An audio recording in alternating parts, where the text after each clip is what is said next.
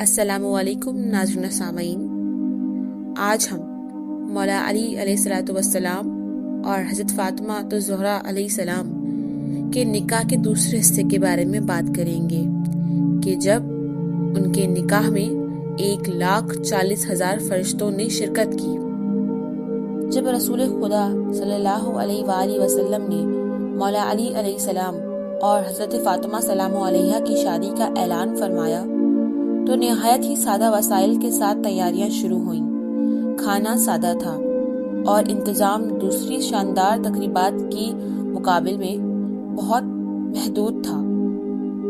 منافقین نے اس سادگی کا مذاق اڑایا اور طنز کیا۔ انہوں نے کہا، رسول کی بیٹی کی شادی کے لیے اتنا کم کھانا کیسے کافی ہو سکتا ہے؟ انہوں نے برکتوں پر شک کیا اور آپس میں سرگوشی کرنے لگے، مگر رسول خدا صلی اللہ علیہ وآلہ وسلم نے فرمایا، اللہ کے فضل سے یہ ضیافت کافی ہے۔ اصل دولت مقدار میں نہیں بلکہ ان برکتوں میں ہے جو اللہ نازل فرماتا ہے۔ تمسخر کے باوجود تقریب منعقد ہوئی اور مہمانوں کو کھانا پیش کیا گیا۔ غریب، یتیم اور محتاج سب کو دعوت دی گئی اور کوئی بھی خالی ہاتھ واپس نہ گیا۔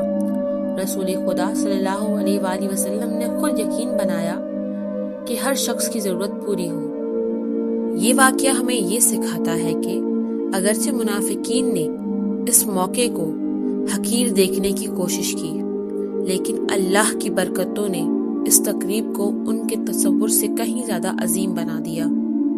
یہ ضیافت ایک نشانی بن گئی جو یہ بتاتی ہے کہ حقیقی دولت ایمان، اتحاد اور الہی فضل میں ہے، نہ کہ اظہاری شان و شوکت میں۔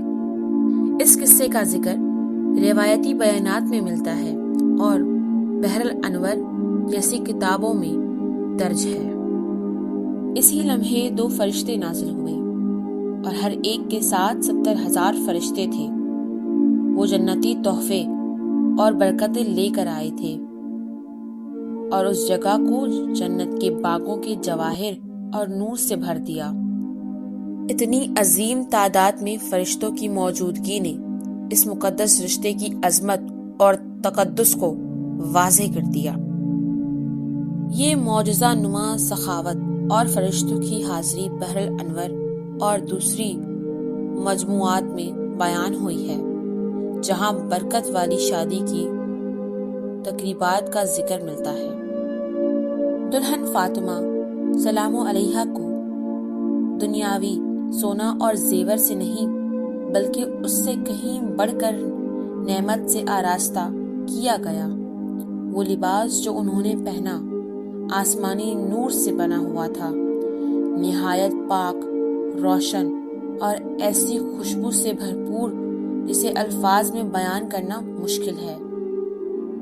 مشہور روایات کے مطابق فرشتوں نے حضرت فاطمہ سلام علیہا کو ایک ایسا لباس تحفے میں دیا جو جنت کے باغوں سے لائے گئے موتیوں، یاقوت اور زمرد سے مزین تھا۔ درخت طوبہ جس کی شاخیں لذیذ خوشبو سے بھری ہوتی ہیں، اس نے بھی اپنی برکت حضرت فاطمہ سلام علیہا پر نازل کی۔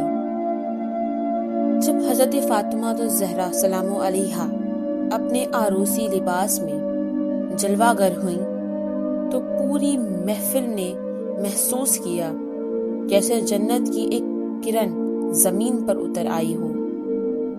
ان کا حسن اس دنیا کا نہ تھا، یہ الہی محبت کا نور تھا جو ان کے وجود سے جھلک رہا تھا۔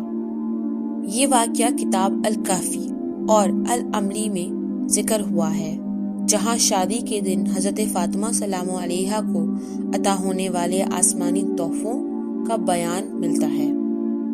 آخر میں فرشتوں کی برکتوں کے ساتھ رخصتی۔ جب وہ وقت آیا کہ حضرت فاطمہ سلام علیہا اپنے والد کے گھر سے رخصت ہو کر مولا علی علیہ السلام کے ساتھ اپنی نئی زندگی کا آغاز کریں تو رسول خدا صلی اللہ علیہ وآلہ وسلم نے نہایت شفقت سے ان کا ہاتھ تھام کر انہیں دعاؤں سے نوازا۔ آپ صلی اللہ علیہ وآلہ وسلم نے فرمایا، تم جنت کی عورتوں کی سردار ہو، اللہ کا نور ہمیشہ تم پر چمکتا رہے۔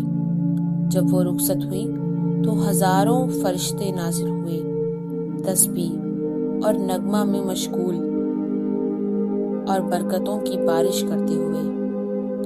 یہ کوئی عام شادی نہ تھی، یہ آسمانی نور اور زمینی محبت کا ملاپ تھا، ایک ایسا مقدس رشتہ جو آسمانوں میں باندھا گیا اور جسے پوری مخلوق نے خوشی سے قبول کیا۔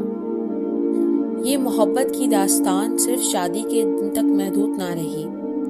حضرت فاطمہ سلام علیہا اور مولا علی علیہ السلام کے اس مبارک اتحاد سے 2 قیمتی بیٹے پیدا ہوئے، حضرت حسن علیہ السلام اور حضرت حسین علیہ السلام، جنہیں 2 عظیم سمندروں کے میلاب سے پیدا ہونے والے موتیوں سے تشبیہ دی گئی۔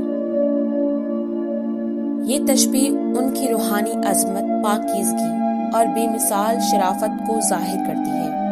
جس طرح 2 وسیع اور گہرے سمندر مل کے کچھ بے مثال اور قدرت مند پیدا کرتے ہیں، اسی طرح مولا علی علیہ السلام اور حضرت فاطمہ سلام علیہا کی نسل سے یہ چمکدار جواہر انسانیت پیدا ہوئے۔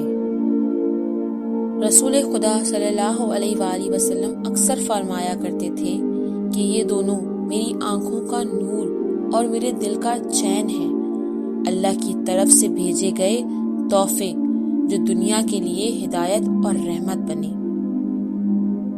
ان کا بلند مقام کئی روایات میں بیان ہوا ہے، جن میں بحر الانوار بھی شامل ہے، جہاں ان کی پیدائش کی روحانی اہمیت اور اسلام میں ان کے کردار پر زور دیا گیا ہے۔ حضرت فاطمہ سلام علیہا اور مولا علی علیہ السلام کا نکاح ہمیں سکھاتا ہے کہ اصل خوبصورتی مال میں نہیں بلکہ ایمان اور کردار میں ہے۔ اللہ ہمیں اہل بیت سے سچی محبت اور ان کی سیرت پر چلنے کی توفیق دے، آمین۔